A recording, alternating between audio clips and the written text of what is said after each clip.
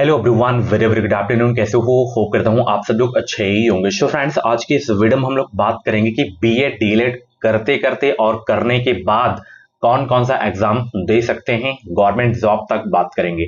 सारी जानकारी आपको इस वीडियो में देने वाला हूं भाई। बीएड डीएलएड टीचिंग एग्जाम की लेटेस्ट ऑथेंटिक अपडेट पाने के लिए अभी कभी चैनल को सब्सक्राइब कर लीजिए, ताकि जो भी अपडेट आए वो अपडेट आपको सबसे पहले हमारे चैनल के माध्यम से मिल सके।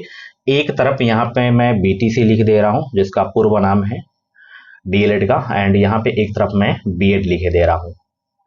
देखिए, आप डीएलएड करते हो तो आप 1 to 5 के लिए एलिजिबल रहोगे एंड 6 to 8 के लिए एलिजिबल रहोगे।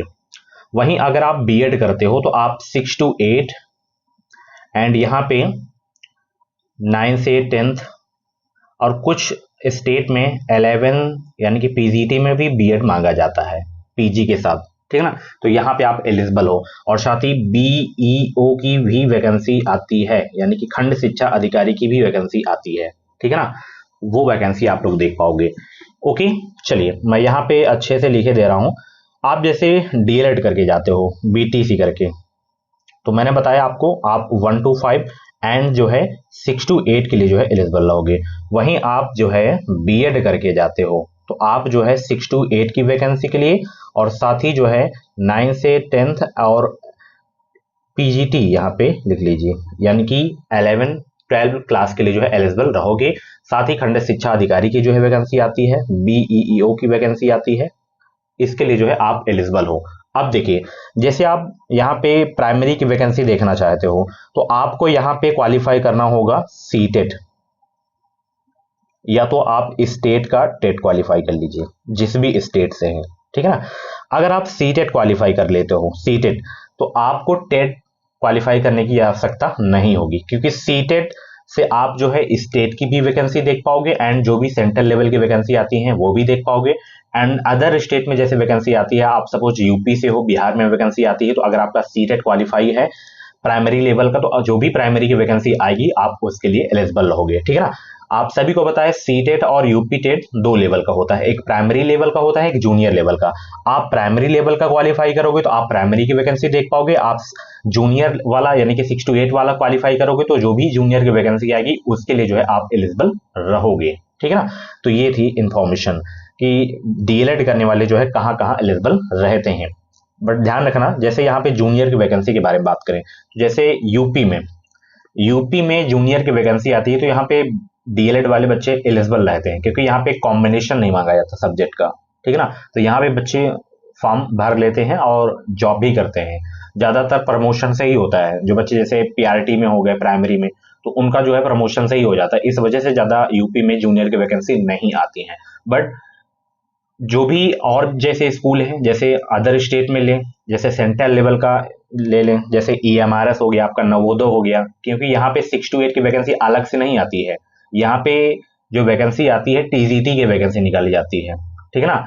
वहां पे सिर्फ बीएड वाले बच्चों को लिया जाता है जूनियर में, ठीक है ना। तो केवल यूपी में ही आप देख पाओगे अगर आप डीएलएड करते हो तो। और भी कुछ स्टेट आती हैं जैसे सब्जेक्ट कॉम्बिनेशन नहीं मांगा जाता, तभी वहां पे आप एलिजिबल रहोगे डीएलएड वाले, ठीक है। तो बीटीसी एक तरीके से 1 to 5 के लिए ही ज्यादा बेस्ट माना जाता है, यही, ठीक है। तो आप सीटेट क्वालिफाई करो और टेट क्वालिफाई करो। टेट भी करना है तो कर सकते हो, कोई दिक्कत नहीं है। अगर आपका सीटेट क्वालिफाई है तो आप सभी स्टेट में देख सकते हो। 90+ अगर आपका है तो आप सभी स्टेट में देख सकते हो। सेंट्रल लेवल की जैसे वैकेंसी आती है, सेंट्रल लेवल में जैसे केंद्रीय विद्यालय की जो भर्ती आती है, ये सेंट्रल लेवल की भर्तियां होती हैं। ईएमआरएस में वैकेंसी तो प्राइमरी की नहीं आती है, तो इसमें जूनियर की ही आती है, तो इसमें बीएड वाले बच्चे जो है एलिजिबल रहते हैं।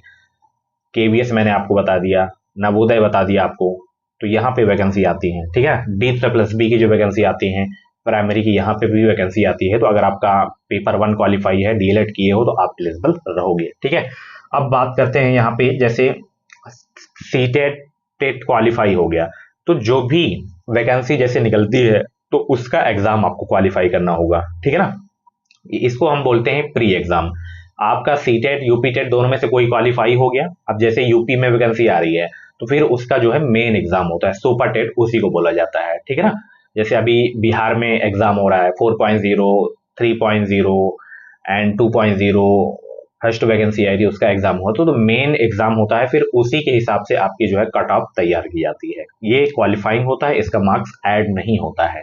मेन जब वैकेंसी आती है उसका एग्जाम आप क्वालिफाई करोगे तो उसी के नंबर के हिसाब से आपका जो है सिलेक्शन होगा। ओके, तो 2 एग्जाम होते हैं। आप बीएड करते हो तो सेम टू सेम ऐसे ही प्रोसेस होता है। अगर आप सीटेट क्वालिफाई कर लोगे तो आप सेंट्रल लेवल के लिए एंड स्टेट लेवल के दोनों के लिए एलिजिबल हो जाओगे, ठीक है ना। बहुत सारे बच्चे पूछा करते हैं sir UP TET B TET जरूरी है क्या?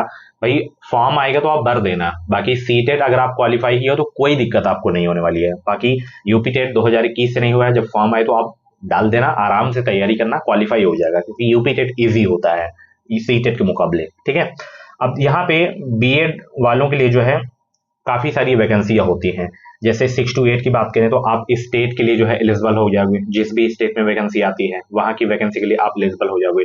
एंड यहाँ पे जैसे नवोदय विद्यालय की जो है आती है वैकेंसी टीजीटी की, तो यहाँ पे जूनियर की वैकेंसी अलग से नहीं आती है, तो टीजीटी ही आपको देना पड़ेगा। यहाँ पे बीटीसी वाले बच्चे नहीं दे पाते हैं जूनियर में, ठीक है। And EMRS Eklavya model school जो होता है ना, आदिवासियों का स्कूल होता है, तो वहां पे आप एलिजिबल होगे। D++ भी वैकेंसी आती है, बहुत सारी वैकेंसी आती हैं, तो यहाँ पे आप एलिजिबल होगे, ठीक है। तो आपको सीटेट क्वालिफाई करने के बाद जब वैकेंसी आती है तो उसका एग्जाम आपको क्वालिफाई करना होगा। बहुत सारी वैकेंसियां होती हैं, जैसे आप टीजीटी दे पाओगे। पीजीटी के लिए क्या होता है, आपका जो है पोस्ट ग्रेजुएशन होना चाहिए। जैसे बिहार में जो पीजीटी की वैकेंसी निकाली जाती है ना, तो उसमें पीजी के साथ बीएड भी आपका होना चाहिए। अब जैसे यूपी में जो टीजीटी की वैकेंसी आती है तो यहाँ पे क्या होता है, अगर आपका जैसे बीएड है तो आप एलिजिबल हो। एंड जो पीजीटी की वैकेंसी आती है 11-12 वाली जो वैकेंसी आती है, तो इसमें अगर आपका पीजी केवल है, बीएड नहीं है, तो आप एलिजिबल हो, ठीक है। तो हर स्टेट का अलग अलग रूल होता है, और अगर आप जैसे बीएड किए हो तो आप पीजी भी कर सकते हो, कोई दिक्कत नहीं है, ठीक है। तो ये थी इन्फॉर्मेशन। इसके अलावा कुछ भी जानकारी चाहिए तो आप जानकारी ले सकते हो। बाकी बहुत सारी वैकेंसी आती रहती हैं, धीरे धीरे आपको मैं बताता रहूंगा। मैंने आपको इस वीडियो में बता भी दिया कि कहाँ कहाँ पे आप एलिजिबल होगे। तो सबसे पहले आप सीटेट क्वालिफाई करो एंड अपने स्टेट का भी आप जो है टेट क्वालिफाई करो। उसके बाद जो भी वैकेंसी आए उसके जो है आवेदन करें आप लोग, और उसका एग्जाम आप लोग दें। Okay, thank you so much, bye take care. मिलते हैं अगली वीडियो पे। कुछ भी जानकारी चाहिए तो आप जानकारी ले सकते हो। बाकी सीटेट दिसंबर की प्रिपरेशन आप लोग कर ही रहे होगे। अगर आपका सीटेट नहीं क्वालिफाई है तो आप हमारे चैनल को सब्सक्राइब कर सकते हो। जो भी CTET UP TET teaching exam की अपडेट आएगी वो अपडेट आपको सबसे पहले हमारे चैनल के माध्यम से मिल सकेगी। एंड मैंने बताया ना, जो मेन वैकेंसी जब आती है ना, तो उसमें अगर आपका बीएड डीएलएड कंप्लीट है तभी आप एलिजिबल रहोगे इसके लिए, ठीक है, अगर सीटेट यूपी टेट क्वालिफाई है तो। एंड जब बच्चे जैसे बीएड बीटीसी करते रहते हैं तो साथ साथ आप टेट सीटेट एग्जाम दे सकते हो, ठीक है। अगर आप क्वालिफाई कर लेते हो करते करते आप पेयरिंग में, तो आपका एलिजिबल मतलब वैलिड भी रहेगा आपका सीटेट यूपी टेट, ठीक है ना। तो यही थी इन्फॉर्मेशन। इसके अलावा कुछ भी जानकारी चाहिए जानकारी ले सकते हो। Thank you so much, bye bye, take care.